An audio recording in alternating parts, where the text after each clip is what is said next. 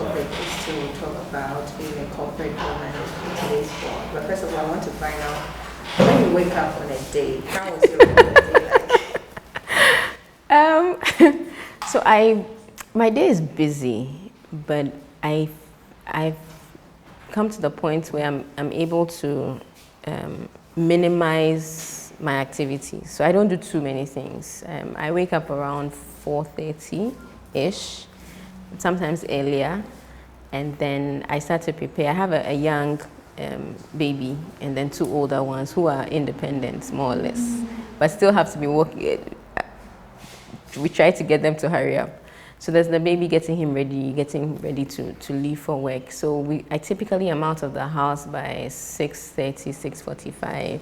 I drop him and then I go to work and then I'm done. I come back and then we start again. But yeah, so my day, my day can be quite busy. It feels as if you are hiding more than so I follow you a lot, and I see that on a day, particularly, you can post about being in a master class, visiting your school, Infantima, meeting other people. It sounds too packed. No, it's not in a day. Okay. Everything doesn't happen at once. Okay, so yes, I'm. The thing is, and from an observer's point of view, and even from the reality, I am a very busy person. But what I've tried to do is I'm a very minimalist person. I don't do too many things, but I do important things, and I keep them simple. Okay, so I've tried to cut out unnecessary activities in terms of where I'm not really needed, or where I'm just going because somebody expects me to be there. I would go because I really want to be there. So I was telling you off air that on Saturday I was hanging out with a group of friends of mine. There was just 4 of us who went to school together. 3 of us went to secondary school and university together. And one of the ladies I was with was from secondary school, but we've been in touch. So this is 20 plus years. So it's just us over a meal, laughing, talking about all the things that are happening, and just relaxing, okay, having proper adult conversation. But I also had 2 other things I could have been doing on that day. There was a wedding, and there was something else, I think a funeral out of town. So it's just the decision of where to go, what to do, and trying to find some amount of balance. Sometimes we talk about balance as if it has to be 50-50. It's more of what's important now versus what do I think is important or what's urgent. So talking about time and balance, I see a lot of young people, career women, ending up getting stressed, saying, I'm too tired of this job, I feel like, the job is taking all my time. How do you proportionate or divide your time in a way that you still have time for work, you still have time for social life, you still have time for all other things that you want to hold important to you? So for those who say that life is stressful, welcome to the world where stress exists. Newcomer. There's nothing in this world that we engage in that doesn't give some amount of stress. So we shouldn't expect that life will be comfortable, rosy all the time. I think what we should strive for is being able to do the things that we do in a way that it doesn't make us unwell and doesn't put us into a state of imbalance, because that's how disease comes about, when you're out of ease. Yeah, so you're constantly on a particular path that is contrary to what you should be doing. You begin to get sick. You begin to be out of sync. Okay, so to people who feel that they're stressed, I think that the key thing for me is to pause and evaluate what you're really doing. So if, for instance, after going to my school on Friday, I traveled again for a funeral out of Accra and did Saturday and Sunday, and know that I'm coming back to work on Monday, start my 4 a.m. routine, by Tuesday I'll be totally stressed and tired. Okay, so I need to be very clear and truthful to myself and say, there's an amount of this activity I can take, and there's an amount that becomes too much. So you create boundaries and you're able to say no. Because you can't be everywhere and you can't be everything to everybody. So yes, your social life is important, but there's also the thing that there's a time and a phase for everything. When I was starting out in my career, there are lots of my friends I just couldn't keep up with. because I was working for national service. I was working as if I was a full-time employee because that was the environment that I found myself. And I had made a vow to myself that I was going to be very good at what I was doing because I wanted to be maintained. So I was working like, weekends, whatever I needed to do, I was doing. And so I couldn't maintain the social life I had when I was in university. We tried, like all of us in my friend group, we tried meeting up once in a while, but it didn't work. It got so bad that because I was working as a front desk executive for national service, my personal mobile phone was not allowed in my workspace, so I couldn't take calls. So if you called me and I even by any means picked your call, I would say, well, I'll call you back, and then I'll forget. And then you lose friends like that. So I've maintained very, very few friends who are low maintenance, who understand and know that in spite of Petra's inability to be constantly in touch, she still loves you and she's going to be available for you when the need arises. So like a group of friends, like what I was talking about.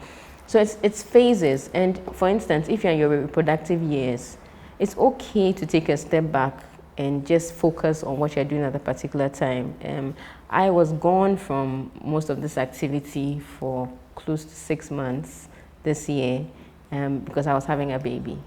Nobody knew where I was not doing anything, And then sometime in July, I just announced that, oh, hello everyone, I had a baby. So let me pause there on the baby issue. You're a mother of 3. Yes. And you're a career woman. You have so much to do, like I said earlier, at a time. How do you be a mother, the person who stays home and cares for her children and her husband, and combine it with the world of the corporate? So the realization that you can't do everything, you can't do everything. I came to that realization very early. So there are things I don't do. And I've accepted that there are important balls that you don't drop, because when you drop them, they shatter into a million pieces. But there are some balls that are plastic balls that will bounce back. So for instance, if I had to make the decision between going for a family gathering and going for my child's maybe nativity play at the end of the year, I would choose to be at my child's play. Or even, I had this situation a few years ago where there was a corporate event at the end of the year. You know how there's so many parties and networking events. And on the same day, my son had his Christmas play. And I had to make the decision to go for the Christmas play. And that's because when I asked myself, who would notice I'm not there? Who would it mean something to? Who would my absence mean something to? It wasn't my colleagues at work. It was my son. He's the one who will look in the crowd and not see his mother and feel like nobody's there to cheer him on. Okay, so you make the decisions based really on what's important to you. And sometimes it's tough, okay? And I was telling you how you might also have to be very clear on how you create a support system around you and who you accept or you allow into your space. Because what I've come to notice is there's times where we feel that suffering is virtue. And because we feel that suffering is virtue, we want to do everything ourselves. That's very Ghanaian, by the way. Yes. We're not asking for help. We're not accepting help. We feel that it is a sign of being virtuous to show that we are sweating and we are always tired and we are doing it ourselves. Thankfully, very, very early, I've come to know that there's no award for the most sufferhead. There's no award for it. Nobody would, and if you break down, for instance, nobody would say, oh, she was so hardworking, and that's what led to her breaking down. Again, the same people who you're trying to be everything to would miss you. So why don't you find a way to balance? Okay. So I've come to the point where, and thankfully I discovered this quite early, that you can't do everything. You shouldn't try and be, and this is contrary to my personality, be a perfectionist. So I had to struggle with that quite a bit because naturally I want everything to be aligned, all the ducks in a row, everything is on point. But life doesn't always present itself that way. You're talking about how much of an influence your husband has on what you are today and how much you're able to take time for. Can you tell us more about that? So I actually think that, and this is both men and women, one of the biggest and most important decisions you make in relation to your career is the person you decide to do life with. And that's essentially because they influence you to a large extent on how successful you will be or otherwise. If I'm able to be here and not have to think about the 3 other young people who depend on me, it's because there's a support system, and particularly the co-parents. The co-parent needs to recognize that they are a co-parent. I know that we typically see things like, oh, the mother is the primary caregiver, which is true to a large extent because of the biology of it. I mean, a man can breastfeed, he can give a bottle. So in the situation where you can't be there to breastfeed, why can't he be available to give a bottle? Okay, so there's that. It's really about the support that you create. And so I tell young women that be very intentional about who you choose. I know that sometimes it comes across as if the men choose the women, but actually the women also choose the men. So don't just be a passive participant in this proposal acceptance business. Be very clear on what type of person you're looking to partner with, because life can be tough. I mean, regardless of what you're doing, whether it's corporate, whether it's business, whatever, it can be difficult. There are things you're going to encounter you didn't plan for. And so you need to have the people who you can depend on, and then people who you can predict their behavior. You know that when I go and I say, oh, I have this opportunity, they're not going to say no. You can't go, because who is going to cook me a hot meal every day, or who is going to wash the clothes? And this is not about being having access to too many resources, because we've also, myself and my husband, have come from a very interesting journey of having to engage our resources in a way that we try to make the best out of it. And it's not because there's abundance. It's just being collaborative. You can be with someone who you know is your teammate versus someone who is actually antagonizing your efforts. Exactly. Your book, The Jungle Dance, first of all, the name is very interesting. Thank you. Because it has nothing to do with jungle and dancing. But why did you decide to write about this particular experience of a corporate woman? To a large extent, it's the story of so many women and so many men. So the 2 protagonists are women, but there are minor characters that are men that are struggling in their own way. So it's really a story about adulting. And it's a story that you relate to. I mean, you see yourself in it, you see your colleagues in it. I wrote it as a reflection. At the point I was writing it, I was almost doing 15 years in the corporate world. And I was thinking, what are some of the learnings? I haven't made all the right choices. I haven't made all the best decisions. What are the learnings that I want to share? What are the things that I've observed that I think people should know about and reflect on? But being a writer, I also felt that it was important to make it an entertaining book. So it's not a hard read, it's not a textbook. It's a book that you can read, relax, laugh, but think about. I wrote it so that it can generate conversation. There are very interesting conversations that we don't have. For instance, how do you survive in a toxic work environment? And when I talk about a toxic work environment, I'm referring to an environment where it begins to impact on your well-being, where you can be sick because you work there. And I've been there. I've been in a situation where I was unwell, and it wasn't anything scientific. It was just stress. It was just the constant not wanting to be yourself. Your soul doesn't want to be there, but you're forcing yourself to be there. There's a lot of negativity. There's a lot of backbiting. There's a lot of unappreciation for your work. Things like that can make you sick. Okay, so I talk about that a bit. I talk about the the romantic relationships and how they impact on work. Because if you have a broken heart and you come to work, it's going to impact on your work. Yes, and you're going to also take your work home. Yeah. I'm interested in the toxic work environment. How do you break away from such an environment? So I think the first and most important thing for any individual is to determine what their value is and what their values are. So value in terms of your worth, and then your values in terms of your principles and what you won't do.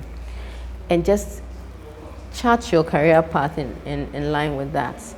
Because unfortunately, we tend to derive a lot of self-worth from the work that we do. It's just how we are wired. So you typically see that people introduce themselves by their designations at work or by what they've been able to accomplish, right? Rather than maybe what they're good at. So I've had to unlearn that. So I introduce myself more as a writer and as a marketing practitioner than what my title is at work. Because that's transient and that's out of your control. You can be changed, you can be removed, you can be fired, you can be demoted, your company can go bust. And that shouldn't determine how you see yourself, okay? So there's that. So if you're in a toxic work environment, determine for yourself what your value is and determine what your values are. So, and make a decision on how you want to navigate that environment.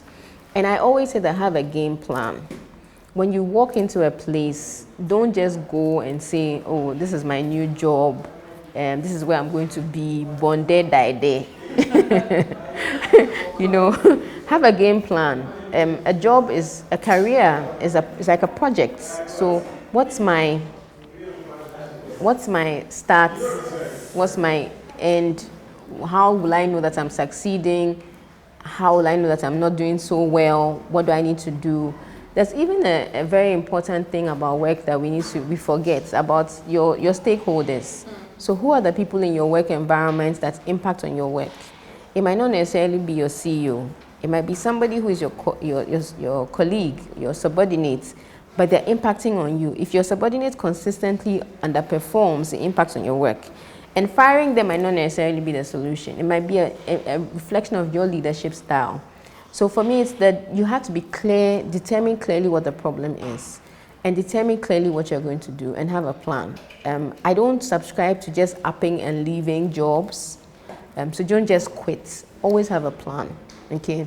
And how do you survive in an environment like that? Take it one day at a time. Don't think about next 5 years. Just think about tomorrow. Think about when I walk into the office today. How am I going to manage? How am I going to overcome the situation? How am I going to live with the situation whilst I'm here and do the best? And so I tell people that don't allow yourself to deteriorate where it now impacts on your reputation. Okay, because you can be in a place where you're working, you feel that you're not appreciated, nothing is going on well, and so you stop working. And then it's on you, because it's you they're going to say that, oh, she's such a crappy employee, she doesn't do her job very well, she's not succeeding at anything. You say, but they don't pay me well. So, I mean, but it's now on you, you know. So your name and your brand is so important that you should do the best with it. And by all means, don't allow yourself to persist in a place or in an environment that doesn't help you thrive. By nature, we yearn for development, we yearn for growth. If we're not growing, we're dying. Okay, if you're not learning new things, you begin to shrivel like a plant. If the environment is not good, the plant will not thrive. That's like a very nice way to end this, but I promised I was going to take 10 minutes. I'm left with 1 minute. Okay. So I want you to tell me what are some of the major and important qualities that a corporate person should have in order to live a fulfilled life, so to speak. Okay, so I'll talk about 5 key things and very quickly. 1, products. Be a good product. And this is just borrowing from the marketing 4 Ps, but I'll do 5 Ps. So be a good product. There's no replacement for being good at what you do. You can't hype it. You can't pretend it. So be a good product. Invest in yourself and be good at what you do. So learning is important. Personal development is important. I feel that we also put a lot of premium on certification. So yes, get the certification you need, but be good at what you do. Okay, so develop your skills. Know what you're good at. The second thing is the P of price. Know what your worth is. Know what you want to be paid, and put a price on your time so that you're not thrown to and fro everywhere and being frustrated. The third is promotion. How do you express your value as an individual, as a brand? Okay, how do you communicate that brand? How visible are you? And I get introverts saying to me that, oh, I'm not very outspoken. I'm introverted too, but I've had to develop the skills of storytelling so that you're able to tell the story of your work internally and externally, because these are all stakeholders. If your boss doesn't know what you're doing, he doesn't know how much value you're bringing to the organization, okay? Then there's people. The people around you. So people in terms of support system at home, support system from family, the people that you build relationships with. You need people to help you develop, okay? So there's a conversation about things like having a mentor, having a sponsor, all of those things coming, but also knowing how to develop relationships at work. We forget that the first line of relationship we have with our colleagues at work is work. So even if we become friends, we shouldn't allow our friendship to negatively impact on our work. And sometimes we forget that even when you have a supervisor who is friendly, they're still your supervisor. So they are not your source of emotional support. So if you show up at work and you're not feeling very well, they don't owe you a hug or a pat on the back. That's not their first line of responsibility. Even though we encourage that leadership should be empathetic, leadership should be caring, that's not where you should be looking. So if I've had a situation where I was expecting emotional support from a boss of mine and I didn't get it and I was upset, but I had to unlearn that and realize that's not where I should be looking for emotional support. I realize the lines keep getting blurred Yes. a lot in our system because you meet people, you become acquainted, you become close with, and you sort of condition your mind from the fact that you are here to work, or you met them purposely because of work, and it develops into something else. How did you unlearn? So there's one extreme of being a subordinate, okay, and having your supervisor being very chummy, friendly and cordial. But there's also you being the leader who is also very cordial. I'm a very nice boss. I know that a lot of my former colleagues or colleagues now will say that, yes, she's very friendly, she interacts with us well, but I can be very tough. Okay, so it's just you clarifying what. I worked with someone who I became very friendly with, and we are still very friendly, but we had a problem and I sent him a query and he was very shocked. But he tells that story now consistently because he uses it as an example and says that even though I'm very close to Petra, when there was a problem, she did send me a query. Because the query is essentially, boss, what happened here? And why should we not take disciplinary action against you? So you go and fix your downlines and what the problem is. But if I had said, oh, because I'm friends with him, let's just have a cordial conversation, then the problem persists. Okay, so it's important that you clarify what the relationships are. Some relationships even progress into other things. Okay, some people have met their life partners at work. It's just really about how professional you are. So that's the thing. Professionalism, when you say someone is a professional, they do what they're supposed to do. A professional doesn't walk into work and say, oh, today I don't feel like talking to anybody, so nobody should come to my office. Yes, we have those days. But a professional steps out of themselves and says, I still have to do my job. So I don't feel like it, but I have to do my job. Are you done with the 5 Ps? No, I'm not.